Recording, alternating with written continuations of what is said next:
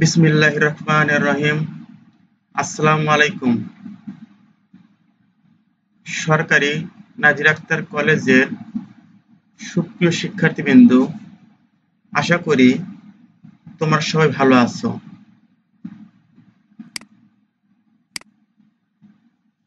আজকে তোমাদের 12তম ক্লাসে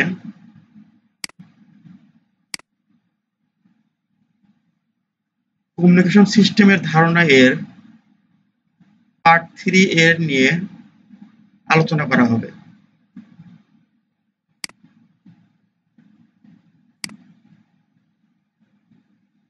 এই বিষয়টির পাঠ শেষে আমরা যা শিখব: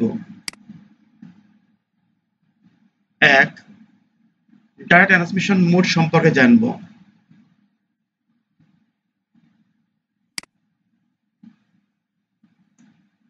2.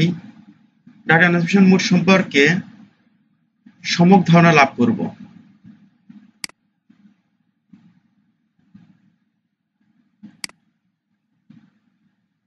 'ডেটা ট্রান্সমিশন মোড' যে পদ্ধতিতে একটি কম্পিউটার থেকে অন্য কম্পিউটারে তথ্য তথা এক ডিভাইস থেকে অন্য ডিভাইসে ডাটা স্থানান্তর বা ট্রান্সমিট করা হয়, তাকে ডাটা ট্রান্সমিশন বলা হয়।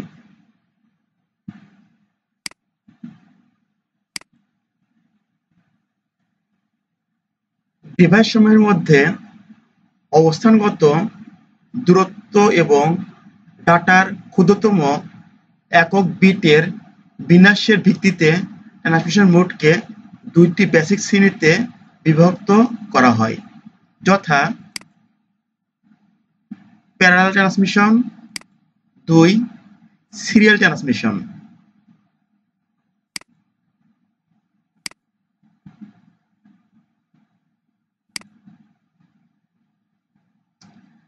ডায়াগ্রামের মাধ্যমে ডাটা ট্রান্সমিশন এর শ্রেণীবিভাগ নিম্নে দেওয়া হলো।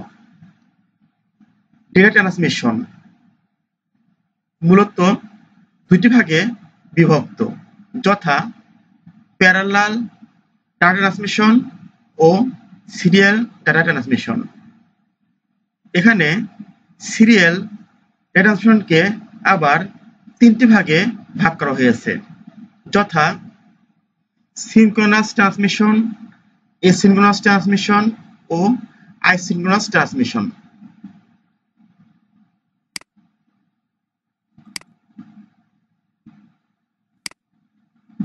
প্যারালাল ট্রান্সমিশন যে ডেটা ট্রান্সমিশনের পদ্ধতিতে কাছাকাছি অবস্থিত ডিভাইসগুলোর মধ্যে একটি ক্যারেক্টারের সবগুলো বিট একসাথে সমান্তরালভাবে একই গোলকে পালসে স্থানান্তর হয়, তাকে প্যারালাল ট্রান্সমিশন বলে। অর্থাৎ এই পদ্ধতিতে সবগুলো বিট একসাথে সমান্তরালে প্রবাহিত হয়। এখানে একটি চিত্রের মাধ্যমে প্যারালাল ট্রান্সমিশন সিস্টেমটি দেওয়া আছে। খেয়াল করো, এখানে সেন্ডার অর্থাৎ যে প্রদানকারী, সে এখানে সার্কিটে 8 কপার ওয়্যার অর্থাৎ এখানে 8টি কপার তারের মাধ্যমে 8টি বিট এখানে সেন্ডের মাধ্যমে সেন্ড করা হয়েছে এবং সেখানে একটি character consisting of 8 parallel bit receive হচ্ছে।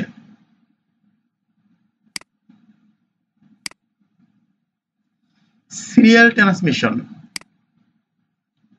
যে ডেটা ট্রান্সমিশন পদ্ধতিতে ক্যারেক্টারের বিটগুলো একসাথে স্থানান্তর না হয়ে সিরিয়াল বা ধারাবাহিকভাবে যে কোনো দূরত্বে অবস্থিত ডিভাইসগুলোর মধ্যে স্থানান্তর হয় তাকে সিরিয়াল ট্রান্সমিশন বলে। অর্থাৎ এই পদ্ধতিতে সবগুলো বিট একসাথে স্থানান্তর হয় না, সেখানে বিটগুলো একটি একটি করে ধারাবাহিকভাবে যে কোনো দূরত্বের ডিভাইসে এটা প্রবাহিত হয়।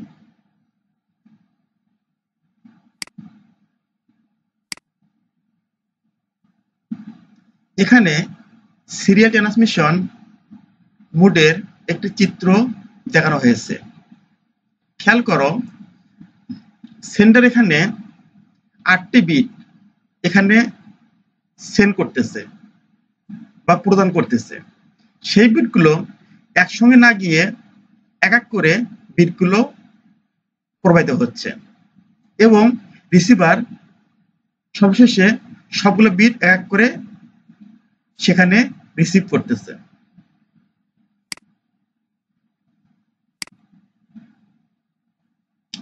সিরিয়াল ট্রান্সমিশন বিট সিঙ্ক্রোনাইজের উপর ভিত্তি করে ডেটা ট্রান্সমিশন পদ্ধতিকে আবার 3 ভাগে ভাগ করা যায়, যথা asynchronous transmission, synchronous transmission, isochronous transmission.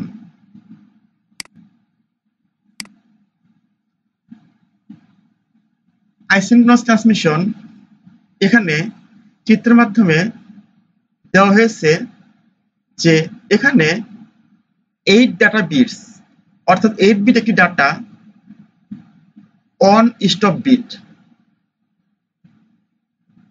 এখানে চিত্রের মাধ্যমে প্রয়োগের মাধ্যমে স্টার্ট বিট থেকে 8 বিট ডেটা গিয়ে স্টপ বিট অর্থাৎ 8 বিট এখান থেকে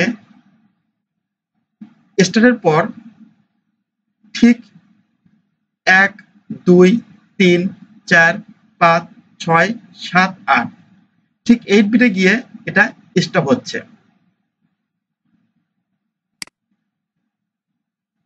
যে পদ্ধতিতে প্রয়োগ কম্পিউটার হতে ডেটা গ্রাহক কম্পিউটারের ক্যারেক্টার বাই ক্যারেক্টার ট্রান্সমিশন হয় তাকে আইসিনক্রোনাস ট্রান্সমিশন বলে।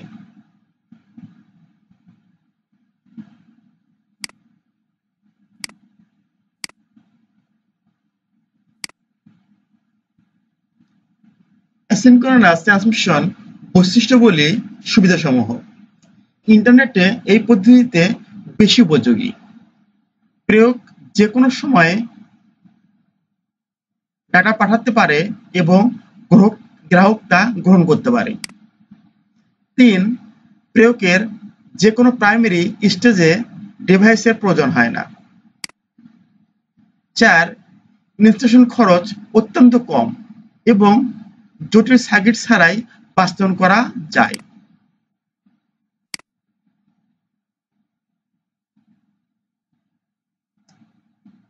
এসিনক্রোনাস ট্রান্সমিশনের অসুবিধা বা ডিসঅ্যাডভান্টেজ। প্রতিটি বর্ণের সাথে একটি স্টার্ট বিট ও একটি স্টপ বিট প্রেরণ করতে হয়।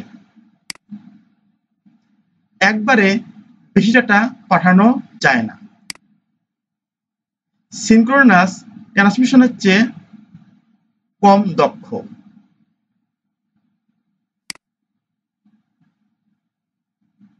এতে ডেটা ট্রান্সমিশন গতি কম। 5. ডাটা স্থানান্তর কাজে বন্ধ থাকা অবস্থায় এটি ট্রান্সমিশন মাধ্যমটি অবিরত অবস্থায় করতে থাকে। 6. ডেটা চলাচল বন্ধ থাকার সময় মাধ্যমটি অবরুদ্ধ অবস্থায় করতে পারে।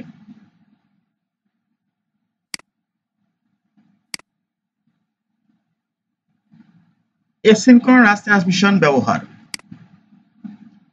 কম্পিউটার হতে প্রিন্টার ডাটা স্থানান্তরে কাজে এটা ব্যবহৃত হয়। কিবোর্ড হতে কম্পিউটার ডেটা স্থানান্তরে। পঞ্চকার্ড ডিজিটাল হইতে কম্পিউটার এবং কম্পিউটার হইতে পঞ্চকার্ড ডেটা স্থানান্তরে ব্যবহৃত হয়। সিনক্রোনাস ট্রান্সমিশন, যে পদ্ধতিতে প্রথমে প্রেরক স্টেশনের প্রাইমারি স্টেজ ডিভাইসে ডাটাকে সংরক্ষণ করা হয় এবং আপাতত ডাটা ক্যারেক্টার সমূহের বন্ধক, যাকে প্যাকেটও বলা হয়, আকারে ভাগ করে সমান বিরতিতে প্রতিবারে একটি করে ব্লক ট্রান্সমিশন করা হয়, তাকে সিনক্রোনাস ট্রান্সমিশন বলে।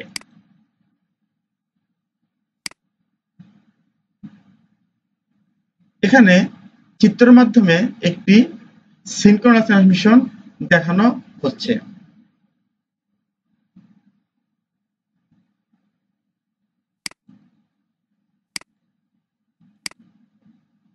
সিনক্রোনাস ট্রান্সমিশনের বৈশিষ্ট্য ও সুবিধাসমূহ: প্রতিটি ক্যারেক্টারের পর টাইম ইন্টারভেলের প্রয়োজন হয় না, একবারে অনেকগুলো তথ্য পাঠানো যায়।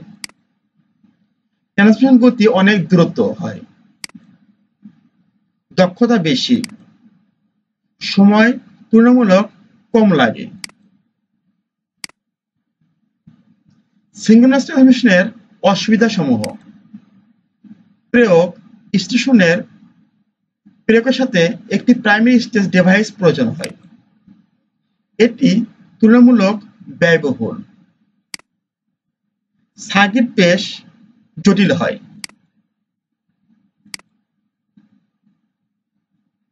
সিনক্রোনাস ট্রান্সমিশনের ব্যবহার: কম্পিউটার হইতে কম্পিউটার ডাটা কমিউনিকেশনে, এক স্থান হইতে দূরত্ববর্তী কোনো স্থানে ডাটা স্থানান্তরের জন্য, এক কম্পিউটার হতে একই সময়ে অনেকগুলো কম্পিউটারে ডাটা ট্রান্সমিশনের ক্ষেত্রে। আইসিনক্রোনাস, এই পদ্ধতিতে প্রেরক ও প্রাপক স্টেশনের মাধ্যমে ডেটা ট্রান্সমিশন ডিলে সর্বনিম্ন রাখা হয়, অর্থাৎ পরপর দুইটি ব্লকে ডাটা ট্রান্সফারের সময় প্রায় 0 একক সময় কারবার চেষ্টা করা হয়।